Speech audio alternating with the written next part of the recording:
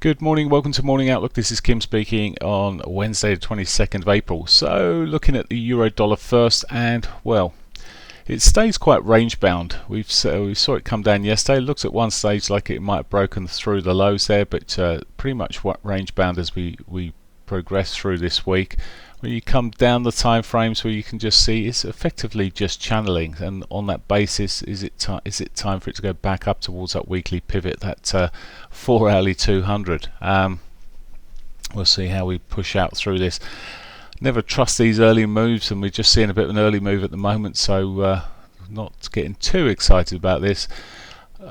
Some key points here for the morning though. Today should say, a break of this level here, the prior high here will there's a sort of a lower high there being confirmed, but we'll be looking more likely at this more major, or either of these as a more significant higher low through this market. It is such a bitty old market on an hourly basis, and it's a case of reassessing here. My bias to this week has been erring towards the upside slightly after it put in this confirmed higher low earlier in the week. It did break down, give a lower high within the near term events. When you come back and look at it on the 4 hourly, I'm still edging there. It gave that sort of low there. There's more significant low again. It just looks at the moment that there is support at or sustained support around that area. So maybe it will grind out a bottom here. So that's how I'm looking at the moment. But as I say, very difficult on the 60-minute. We'll see what happens post 8 o'clock. My preference is to still ride it slightly towards the upside. Okay, the pound. Now the pound's a bit of a different case, and part of the reason behind the softening of the pound is Brexit. It's sort of in the background there. We forget that with the virus and everything else mentioned, but there's pressure to continue the speed of talks, and that in itself is having a bit of a backlash here. And generally, I'm sort of certainly more bullish on the pound than the euro in a bigger picture, but in the shorter time frame, this is hitting hard. We still haven't broken this low here, which was quite significant. It's still effectively, if it can do some sort of turning point today, tomorrow, it could still end the week a bit more positively where it is at the moment, but certainly soft, and there's that extra element of risk with the sort of post-Brexit, and that's with Brexit talks. I don't know how they're progressing as such, but there is that pressure that sitting around the timescales, etc., and it's not helping the pound at all. Now,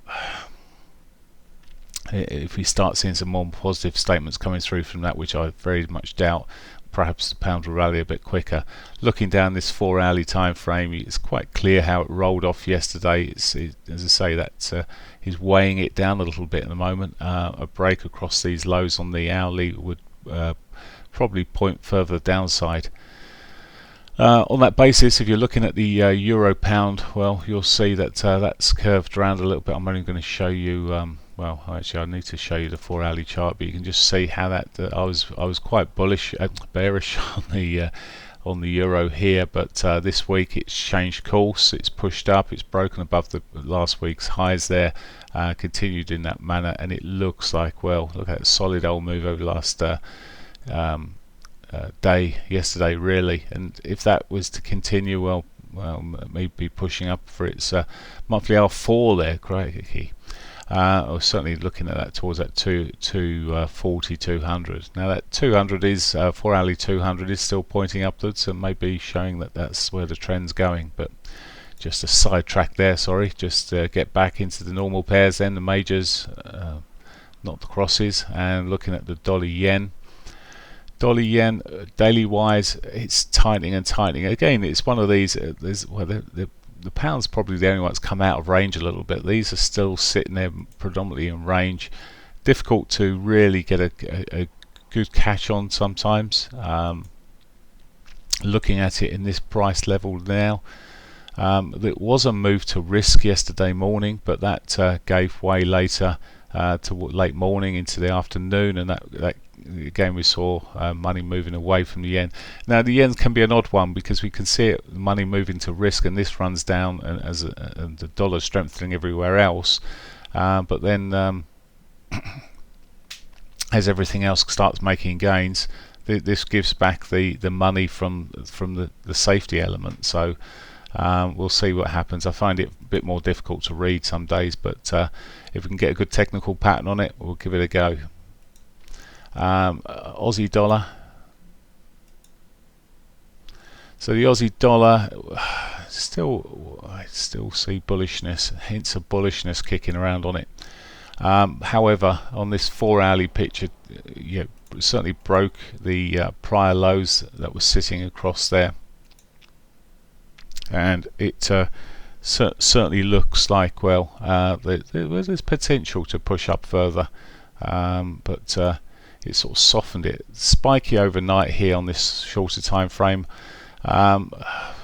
News, it's that's retail sales came out much better than expected, plus 8.2%. Crikey, the barbecues are selling over there particularly well at the moment, but it's higher lows coming through there.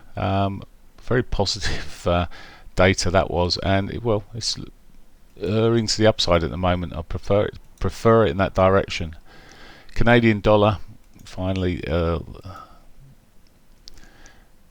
softened again yesterday. Again, weak oil prices not helping the Canadian dollar one bit, but okay, it's not fully dependent on oil, but does have a big bearing on things. But looking at where it's sitting here, very messy. Higher lows obviously confirmed on the 4-hourly, and then you just come down, and it's a total mess over the last few hours there since yesterday afternoon. Maybe if it breaks through at 200, it's got further downside. I don't really like it too much. My concerns are that we'll see a sort of significant rally at some point here again, so stay clear of that. Okay, I will quick look at oil. Oil had a funny old day yesterday, and bearing in mind we saw the new contracts coming out. Look how low the price levels went at times, and it's still, I've not got back into this. My theory of buying oil has been knocked on the head for now, particularly as yesterday just literally rolled off, bounced over through the Asian session and rolled off again, and I'm not looking to try and catch this knife at the moment. It may be that I'll wait another few weeks even to get into the long side. The way it's rolling at the moment, too much surplus slopping around. I can't even get a position in. I do not want to be sitting in a position on a futures contract which then expires almost worthless again. So not that I'm going to be buying the contract, I'm only trading the effective CFD of it, but either side, I'm not interested in that move at the moment. S&Ps, we saw sell-offs. Let's just run through the I'm just going to run it back to the dailies here, just rolling back here. Important to roll it back because it's just run into its daily 21, even 200. But it's still, well, bear flag sort of territory maybe on this 4-hourly. Very bitty. Saying that, you come down to the hourly, it may have diverged across these lows. Let's have a look at the RSI. Yeah, it looks like there's a bit of divergence. Let's put the McDonald's on there, the MACD. Yeah, that's got a bit of divergence sort of rolling through it. Maybe it's got more upside to come from that move, but certainly lower highs, lower lows running through this yesterday. As I say, bit of a possible change of direction here yet, but I would watch this carefully. Maybe a break above that daily pivot would see it run up towards where the 60-50 is. It's not a great deal of points, but there we are. There's a potential, but again, that might just provide a further sell point. We'll see how it rolls. Okay, I'm bearish on the S&Ps at the moment. I just do feel that bigger picture we may see a bit more correction, so I'm just very wary on them. Right, that's pretty much. I wish you a great day. Bye for now.